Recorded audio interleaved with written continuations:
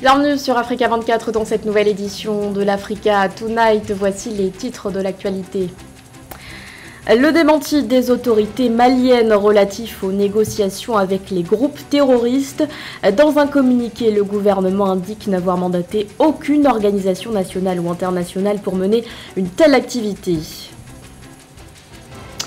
L'invitation au voyage de la chanteuse Christelle Adams, l'ancienne candidate de The Voice, sort ce 22 octobre son 4e album dénommé Joy, composé de 14 titres. Elle sera avec nous pour en parler. Et puis nous irons au Burkina Faso où se tient actuellement la 27e édition du FESPACO. Outre le cinéma, la gastronomie locale est aussi au cœur de cet événement. Les détails à suivre dans ce journal. Mais tout d'abord, le signe d'une réconciliation politique en Somalie. Le président Mohamed Abdullahi Mohamed et son premier ministre Mohamed Hussein Roble se sont entretenus ce jeudi à la villa somalière de Mogadiscio. Selon un communiqué conjoint, les deux hommes ont trouvé un point d'entente. Ils ont en effet convenu, je cite, d'accélérer le processus électoral en appelant les États membres fédéraux à commencer l'élection de la Chambre du peuple du Parlement dans les 2 semaines prochaines. Une déclaration qui vient ainsi apaiser les vives tensions de ces derniers mois. Les deux dirigeants s'étaient opposés au sujet de nomination et de limogeage au sein de l'appareil sécuritaire. Aucune organisation nationale ou internationale n'a été mandatée pour négocier avec les djihadistes. C'est ce qui ressort du communiqué publié par le gouvernement malien, venant ainsi réfuter l'information qui circulait ces derniers jours. Toutefois, les autorités n'écartent pas cette éventualité. Une fois le moment opportun, de possibles négociations pourraient être menées avec les djihadistes, indique ce même document. Joël Ballot. Par voie de presse, le gouvernement du Mali a démenti ce 21 octobre l'ouverture de négociations avec les groupes armés terroristes. En effet, depuis quelques jours, la presse internationale fait état du mandatement d'une délégation dans le but d'établir un dialogue franc et constructif avec les groupes terroristes. Cependant, même si le gouvernement admet avoir pris en compte les recommandations formulées lors du dialogue national inclusif et de la conférence d'entente nationale pour amener la stabilité et la quiétude dans les différentes régions du pays, aucune disposition allant dans ce sens n'a été arrêtée pour le moment. On peut comprendre déjà le volte-face à travers le démenti du gouvernement du Mali. Déjà, nous sommes dans le cadre d'une option militaire avec des possibilités de négociation avec la société paramilitaire privée russe, le groupe Wagner. Au même moment également, le gouvernement prévoit des négociations en secret, évidemment avec certains groupes djihadistes. Nous sommes dans le cadre évidemment d'une contradiction au point de vue de la vision même incarnée par ce gouvernement. Comment comprendre que nous pouvons à la fois chercher à négocier et recourir également à cette société paramilitaire russe dans le cadre d'une option militaire en tant que telle. Donc il s'agit pour le gouvernement en réalité de tranquilliser l'opinion publique, aussi bien malienne comme internationale. Le gouvernement note que de bonnes volontés se sont manifestées pour mener des négociations et salue l'initiative des démarches entreprises. Toutefois, ce démenti ne cadre pas avec l'annonce faite par une source au ministère des Affaires religieuses affirmant que les autorités maliennes avaient mandaté le Haut Conseil islamique pour ouvrir des négociations avec le groupe de soutien à l'islam et aux musulmans. Il s'agit alors de formaliser un rapport entre l'État national, une entité officielle, avec ces groupes informels en tant que tel. Donc nous sommes dans le cadre d'une option qui a toujours existé. Malgré quelques réticences de la communauté internationale, comme ce que nous voyons déjà en Afghanistan, il y a toujours des négociations secrètes qui peuvent justifier alors de telles réserves à travers le démenti du gouvernement. Pour rappel, une initiative semblable avait été annoncée par l'ancien Premier ministre Mokhtar Ouane en 2020, mais rapidement abandonnée à la suite de diverses pressions françaises. Dans l'actualité également, la nomination d'une partie du gouvernement en Guinée. Plus d'un mois après le coup d'État du 5 septembre, le président de transition, Mamadi Doumbouya, a nommé ce jeudi une partie de l'équipe dirigeante. À titre d'exemple, Aboubacar Sidiki Camara occupe le poste de ministre délégué à la présidence, chargé de la défense nationale. Autre nomination, celle de Bachir Diallo, qui prend la tête du ministère de la Sécurité et de la Protection civile. Rappelons que le nouveau Premier ministre Mohamed Beavogui avait été nommé le 6 octobre dernier. En Algérie, les réserves de ressources gazières non conventionnelles sont considérables. Lors d'une interview accordée à la chaîne nationale ce 18 octobre, le président directeur général de la Sonatrach, Toufik Akar, indiquait que ces réserves couvrent 150 ans de l'équivalent de la consommation actuelle. Une information qui pose alors la question de l'exploitation à Ménéji. Le PDG de l'entreprise pétrolière et gazière algérienne Sonatrach affirme que l'Algérie bénéficie de réserves de gaz non conventionnelles couvrant 150 ans de consommation sans toutefois disposer de technologies adaptées pour son exploitation. C'est pourtant grâce au marché favorable des hydrocarbures que l'Algérie a pu reconstituer une partie de ses réserves de change à plus de $84 le baril pour le pétrole et une hausse de plus de 200% pour le gaz. L'Algérie a déjà un vécu reconnu en matière d'exploitation gazière et exporte elle-même son expérience et son savoir-faire à l'étranger. Pour ce pays qui n'est donc pas un nouvel acteur de la scène de l'or noir, il n'y a pas d'inquiétude à ce niveau car le défi est ailleurs. Face au pétrole bashing, consistant outrancièrement, hélas, à faire des ressources pétrolières et gazières des ennemis de la mouvance écologique mondiale, l'un des challenges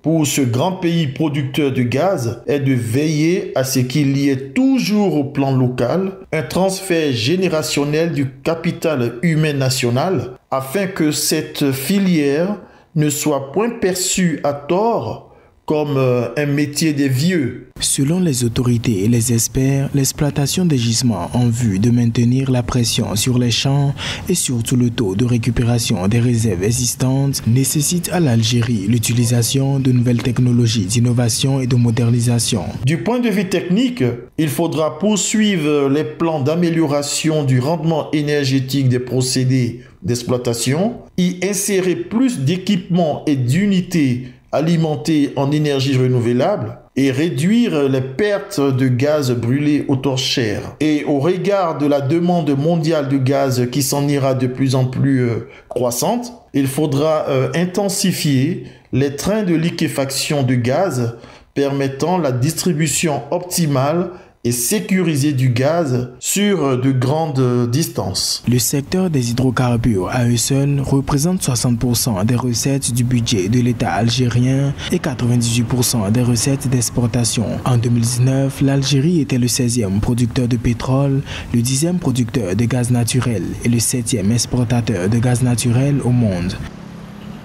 Le Soudan du Sud touché de plein fouet par les inondations, conséquence directe du réchauffement climatique. Ces inondations sont les pires que le pays ait connues depuis des décennies. Selon l'ONU, plus de 700 000 personnes en sont affectées. Gladys Mombar. Ce sont les pires inondations que le Soudan du Sud ait connues depuis des décennies. Les fortes pluies qui se sont abattues sur le pays au cours des 6 derniers mois ont emporté des maisons, inondé des terres agricoles et touché plus de 700 000 personnes. Une situation qui inquiète l'Agence des Nations Unies pour les réfugiés, HCR, qui fournit une aide d'urgence aux personnes les plus vulnérables. Nous avons vu des maisons submergées, des gens pataugeant dans l'eau et des infrastructures endommagées. Les inondations sont une réalité. Nous sommes au XXIe siècle et nous avons parlé à des gens qui ont dit qu'ils n'avaient pas vu d'inondation comme celle-ci depuis 1962. Malgré la montée du niveau des eaux, dans les 4 principaux États touchés par les inondations, de nombreuses familles continuent d'occuper leurs maisons. Les communautés affectées sont isolées car les routes, les ponts et les pistes d'atterrissage sont impraticables. Les sinistrés sont exposés à des risques accrus d'infection dus à des maladies mortelles transmises par l'eau. Pris en otage, ils s'en remettent à l'aide des autorités. Notre demande au gouvernement et aux organisations est qu'ils nous fournissent des bâches en plastique, car si l'eau ne pénètre pas nos abris, nous pourrions toujours faire de petits canaux autour de nos maisons. Mais si la pluie continue, il faut des bâches en plastique pour nous couvrir. Notre principale crainte est que les enfants tombent malades à cause du froid causé par l'eau de pluie, n'ayant rien pour les couvrir. En réponse à ces inondations, le gouvernement sud-soudanais a alloué 10 millions de dollars. Notons que ces catastrophes sont les répercussions directes du changement climatique. Elles surviennent au moment où les populations sud-soudanaises font déjà face à une triple menace, les conflits, la pandémie de Covid-19 et la faim. On le présente comme un tour du monde. Joy, l'album de la chanteuse Christelle Adams, est sorti ce vendredi chez Bayard Music. Dans cet album qui associe multiculturalisme et spiritualité, l'ancienne candidate de The Voice nous propose un répertoire riche, 14 chansons en 10 langues sur des sonorités jazz entre autres. Écoutons un extrait. Some say the day unfurls, that their heart is not all this world. But if you believe in you, then you thrive, sending them light. Some say heaven's not on earth, and to them what is it worth? Singing life the way you do, still you try. Et pour en parler, nous recevons sur ce plateau Christelle Adams. Bonsoir. Bonsoir. Merci d'avoir accepté notre invitation. Grand plaisir. Joy est votre 4e album. Comment vous définissez son style? Alors le style de Joy, il révèle tous les styles de musique que j'aime, qui m'inspirent. Il y a de la soul, du gospel, du blues, des variétés françaises et des créations qui m'ont fait aussi sortir de ma zone de confort. Bossa, flamenco. Dans cet album, vous êtes en quelque sorte polyglotte. Vous maniez l'anglais, le français, mais aussi le zoulou. Pourquoi ce choix artistique? En fait, je suis un être de voyage, une nomade. Et en écoutant l'album, on devine aussi ma passion pour les langues. Alors, entremêler toutes ces langues, c'était un défi pour vous ou est-ce que c'était naturel? Comment est-ce que vous avez travaillé cet aspect de cet album? Travailler, en fait, il s'est construit sur le long cours à mesure de mes voyages. Et je suis afro-asiatique, donc ma normalité fait que les mélanges, les fusions, c'est ce qui m'inspire en fait. Et donc j'ai la chance d'avoir une voix et de pouvoir révéler tout ce que j'ai à révéler, tout ce que je ressens et tout ce que je vis. Et grâce à cet album. Et 14 chants, 10 langues, je trouve que j'ai beaucoup de chance. C'était pas difficile au niveau de la prononciation, justement? Non, c'est de l'écoute, beaucoup d'écoute. C'est un petit peu, vous savez, lorsqu'on voyage, en fait, on va découvrir un pays. Et on arrive dans ce pays, et pour se faire comprendre, pour échanger, on écoute, on est présent. Et en fait, tout se fait assez, je dirais, assez rapidement. C'est-à-dire que la passion, la vie, l'échange, c'est la relation humaine. En fait, moi, je trouve ça assez... la passion, je trouve ça facilite aussi la mémorisation, la mémoire, quoi. Durant votre parcours, vous avez accompagné des artistes de renom, dont Manu Dibango. Est-ce qu'on peut dire que cet album est un hommage à cette personnalité? Ouais, là, ça y est, vous avez dit un mot un nom, un grand monsieur, et pas que. Et je suis très heureuse d'être ici aujourd'hui parce que c'est le symbole aussi le symbole de l'Afrique, le symbole de toutes ces personnes que j'ai croisées, avec qui j'ai appris la musique africaine, vraiment. Manu Dibango, Mori Kanté. Sylvie Vartan aussi, vous avez accompagné? Disons que, oui, bien sûr, Sylvie Vartan, tous ces artistes, évidemment. Mais je trouve que je suis une femme noire, une femme qui vient d'Afrique, avec antillaise, et de pouvoir d'avoir démarré le métier en étant accompagnée sur mon parcours, tout le long de ma carrière, avec des artistes qui m'ont accueilli en plateau, que j'ai accompagné, donc à Manu Dibango, afro-jazz, Mori Kanté. Ça m'a donné vraiment les clés nécessaires pour pouvoir révéler ce que j'ai à révéler avec mon intégrité, moi, en tant que femme africaine de ce monde, tout simplement. Vous avez participé à la première saison de The Voice en 2012. Oui. En quoi cette émission a été un tremplin pour votre carrière artistique? Un tremplin, c'est une expérience extraordinaire, des rencontres, une grande visibilité, se rendre compte qu'il y a en quelques minutes, voir un public heureux qui transpire la joie, donc c'est sûr que ça m'a beaucoup inspiré. Et la rencontre avec Atef, que j'ai revu d'ailleurs sur les écrans. Et voilà, on est devenus amis. Et puis, on imagine des projets de collaboration. Il m'a inspiré, il m'a aussi inspiré pour un chant que j'ai repris qui s'appelle... quel titre? Pardon, Atef, excuse-moi. C'est quel titre? Je ne sais plus. C'est l'émotion. Je me revois sur les plateaux. Create in me a pure heart. Voilà. Et pour la suite, qu'est-ce que vous projetez? Qu'est-ce que je projette? De faire encore plein de plateaux télé, de rencontrer toujours des personnes aussi ravissantes que vous. Et beaucoup de scènes, toujours autant de belles rencontres, parce que c'est comme ça que Joy est née et que la suite continue. C'est le rapport que j'ai avec pas le public, avec le citoyen, parce que moi je suis citoyenne. Vous êtes citoyenne du monde. Citoyenne du monde, voilà. Merci Christelle Adams d'avoir accepté notre invitation. Je rappelle que votre album Joy est sorti ce vendredi chez Bayard Music. Vous serez également en concert le 24 novembre prochain à la salle New Morning à Paris en France. Merci. Merci beaucoup. Dans l'actualité culturelle, toujours la 27e édition du Festival panafricain du cinéma et de la télévision de Ouagadougou se poursuit au Burkina Faso et c'est jusqu'à ce samedi.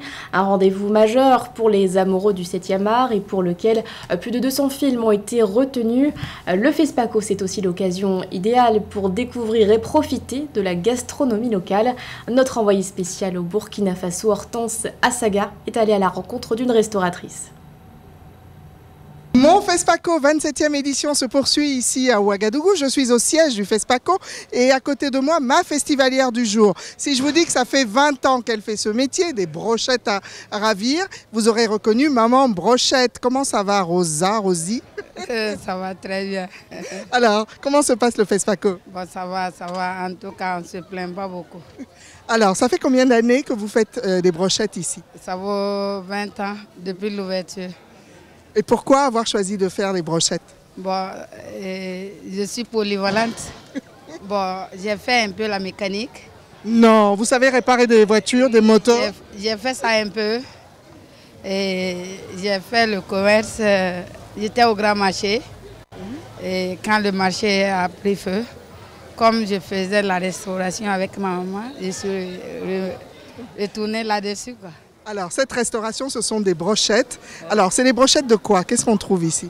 Bon, chez moi, vous pouvez trouver gésier, brochettes de gésier, il y a brochettes de beefsteak, il y a saucisson, il y a merguez de poulet, il y a pommes de terre frites, il y a poulet et en plus, aloko.